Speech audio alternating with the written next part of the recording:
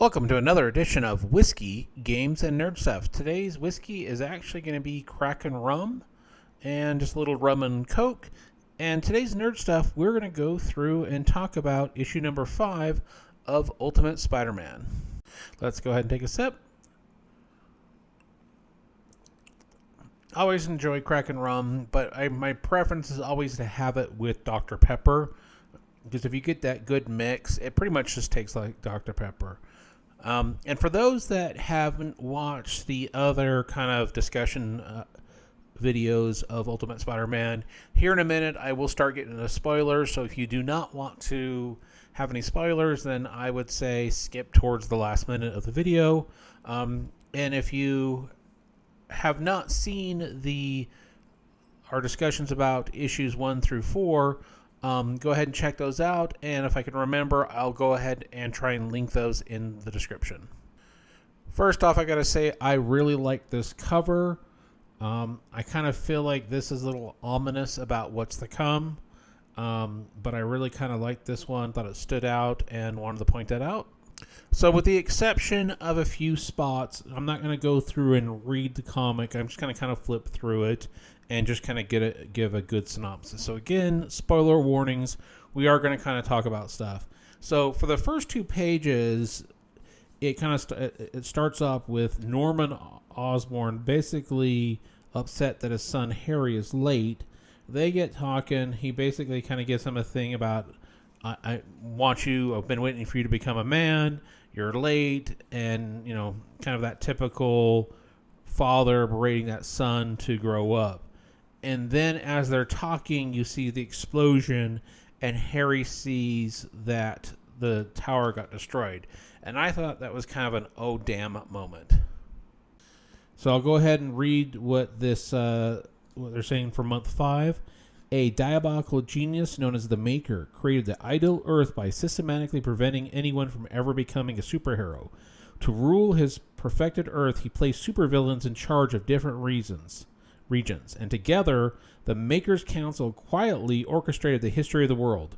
When Tony Stark discovered the true history of the world, the Maker's Council perpetuated a terrible attack on New York City in Stark's name. 2 of the victims in that attack were Norman Osborn, CEO of Oscorp, and his wife Emily. And now their son, Harry Osborn, is about to learn the truth of the world himself in a quest for justice along the way, eventually leading him to a masked vigilante named Peter Parker. And of course, the writer on this is Jonathan Hickman. Guest artist is David Messina. And I'll go ahead and kind of highlight this to show the other names, and we will go ahead and go through after we have a sip.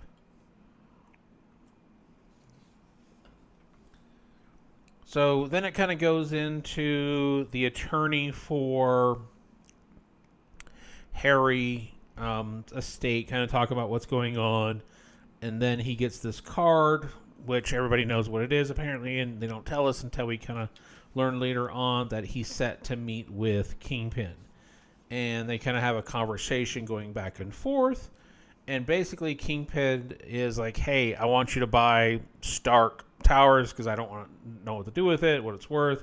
You go ahead and take it. So it sounds like Harry goes ahead and buys it. Then it fast forwards to a few weeks later where they're kind of getting into what they discovered was a secret room that was uncovered in one of the servers, like an offsite server they found about. And lo and behold, it looks like it's armor, some of the old Iron Man armor in there. So they kind of have a conversation. And what I thought was pretty cool is they're talking about how there's more files and things that pop up. And they kind of throw a little name in here, Doc Ock. So, Dr. Octavius, which you have to believe this is going to come into play later on. So I kind of thought that was really cool. Let's go ahead and take a drink. Then it fast forwards, a little bit later to where Dr. Octavius and Harry is kind of uncovering more stuff. They're uncovering files. They're seeing what's going on. And they're kind of uncovering more and more the truth of what's been going on and the lies that have been told, kind of about the state of things. which I think is kind of interesting. It goes on to some early actions of Harry as the Green Goblin, going into stuff, which I thought was kind of cool. Then it's a little bit more story in there. Then it kind of skips into a conversation between Harry and Peter, and I really like the dialogue that's going between these two. You know, you can tell it's kind of building up that friendship that they're going to have, but I also feel like they're planting the seeds for something just downright bad to happen. And I'm starting to wonder is, okay, who's it going to happen to? Is something going to happen to Gwen, who is married to Harry, or is something going to happen to MJ? We just don't know. And then it kind of goes into him now talking about this person that he kind of held prisoner. It doesn't get into the details of who it is, but basically this was I think it was Bullseye from the prior issue. Basically, him saying he's going to find out what's going on. And I kind of like the last bit of dialogue that they have here, which kind of summed up the beginning pages. My father always talked about the difference between being a boy and a man, and maybe he was right, but maybe you are too. Am I a boy or a man? Am I a hero or something else? I guess we're about to find out. And I think that's pretty cool. I think that they're really leading into some possibilities of some interesting directions that they can go with this. You know, is Harry going to fall into what we've seen in the other Spider-Man comics of falling in the Green Goblin's footsteps? Is he going to slide into that villain? Is he going to be a hero?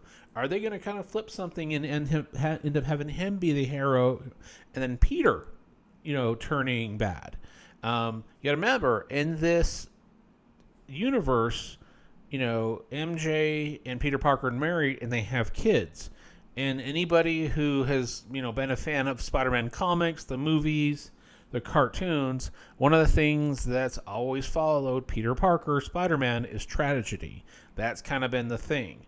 Into the Spider-Verse with Miles Morales, it even kind of talks about that as well. That's just one of the things that kind of follows Spider-Man is tragedy.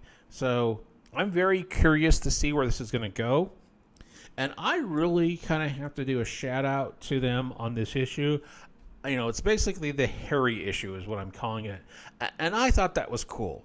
I thought it was really cool to kind of take this character, walk through what's, the issues that he was having with his father, that back and forth, and then going into the company, and then him basically struggling to find out who he's going to be. He talks about, is he a child or a man? Is he a hero or something else? So I think you're already seeing that internal fight, that internal dialogue within himself of, is he going to be a hero or is he going to be something else? Let's go ahead and another drink. Would really love to hear everybody's thoughts and opinions on issue number 5. What did you think about it? What did you like? What did you not like? Would also like to see what your thoughts are on this series run thus far.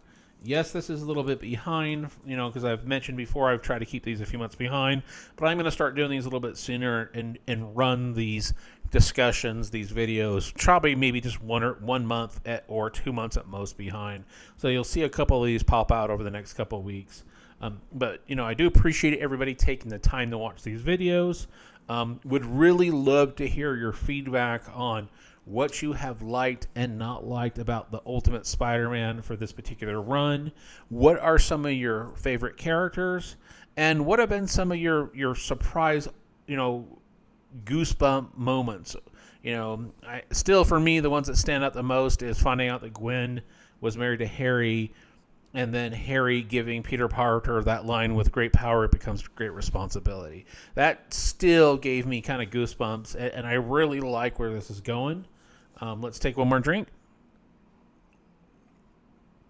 And would also like to know, what kind of rums do you have go with your Cokes or your Dr. Pepper, and what do you mix?